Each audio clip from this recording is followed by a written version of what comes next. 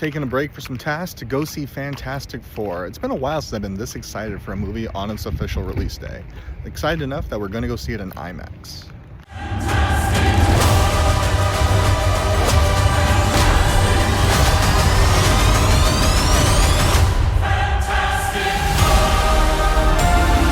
I just got home from seeing the Fantastic Four, and before I jump into my review, I want to talk a little bit about Fantastic Four and what it means to me overall. I was always a little sad this wasn't part of the initial introduction into the Marvel Universe. Fantastic Four was Stan Lee's baby. It's what allowed him to continue to write comic books because he finally got to write something he wanted to. And if you ever asked him, that was his favorite thing he ever wrote. And I actually did get to ask him once. I asked him what was his favorite thing. He said Fantastic Four, which is why I got this book signed by him. This is the very first comic book I ever actually went and stood in line to really have someone sign. And I got to actually have a few moments to speak with Stan back then. Really cool experience. When I said, thank you for everything you've done, Stan, he said, "It was my pleasure, Thomas." And I went, how does he know my name? Because I was so awestruck at the time, it didn't occur to me that I was wearing a badge that said Thomas on there. It is what it is. I got to have my moment with Stan the man. Now, no matter how you feel about Stan Lee, because there's lots of people who are on both sides of the fence about what he really did for the comic book world. But the reality is, the only reason I got to go see this movie today, and you got to see any of the Marvel movies, or even know who most of the Marvel characters are, and no matter how you cut it up, it was because of Stan Lee. So give credit where credit's due. But thanks for making something that we all love. But back to my review of the movie. I want to start off with a small gripe. And this small gripe actually has nothing to do with the movie itself. It's just I bought tickets to a 7 o'clock showing, and the movie didn't start till 7:30, specifically because of trailers. And being that the movie was an hour and 55, which is a little bit shorter than the average Marvel movie, at least it felt shorter than the average Marvel movie, it didn't finish till about 9:25, which was 2.5 hours after it was supposed to start. So that's a lot of trailers. And I used to love trailers, but as I get older, I'm like, just show me the movie already. But back to the film, the review. Overall, I really liked it. And before we dive in, this will be a spoiler-free, well, mostly spoiler-free, review of the film. So I really enjoyed it. To me, it felt like it was a throwback to the original Marvel movies that we all fell in love with. To me, it was in the same vein as Captain America, the First Avenger, the original Thor, Iron Man, and so on. I don't think, despite the fact they were in space and it was pretty epic in that regard, they didn't overshoot what the movie was.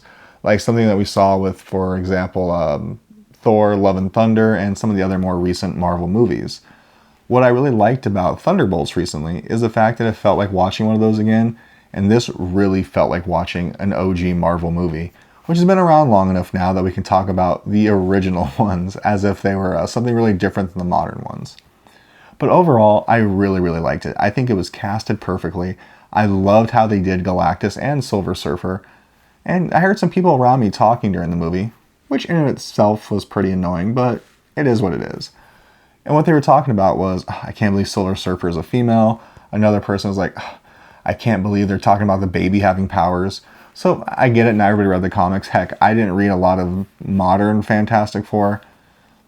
But you have to try to trust the process and hope they know where they're going, which I felt they really did with this movie. And the fact they don't know that there is a female Silver Surfer, and here's the spoilish part, this is not the Earth that we know where the Avengers were and everything. This is Earth 828 as per the beginning of the movie. So not really a spoiler because they tell you right out the gate. So it is a different part of the multiverse. Now, as far as the after credits go, there's 2 of them. Stick around for the first one. It was awesome. Like, I don't know, it just made you feel happy and really get you excited for Avengers Doomsday. But the second one, totally not worth your time. Save the 6 minutes. Duck out early. But all in all, Fantastic Four was definitely worth a see. Definitely worth seeing in theaters. Do you need to pay to see it in IMAX like I did? Probably not. But it was still pretty epic in scale as far as the visuals go. And again, I already said it, I really think they got Galactus perfect. Watching it kind of gave me the feeling of what they tried to do with Dormammu and Doctor Strange, but in those same angles, same everything, it really worked for Galactus. Whereas I think they kind of missed the mark with Dormammu, but I still really like Doctor Strange a lot. As for the film portion of the movie, it looked beautiful. I loved the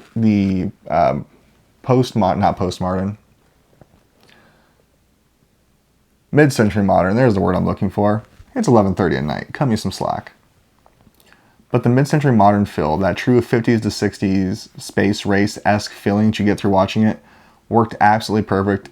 I do believe they overdid it in certain parts when they were showing the cityscape, but overall, I thought the aesthetics of the movie were fantastic. This is the Fantastic Four movie that I've always wanted, but it also kind of felt like a live-action remake of The Incredibles, which to me is still the best Fantastic Four movie ever made.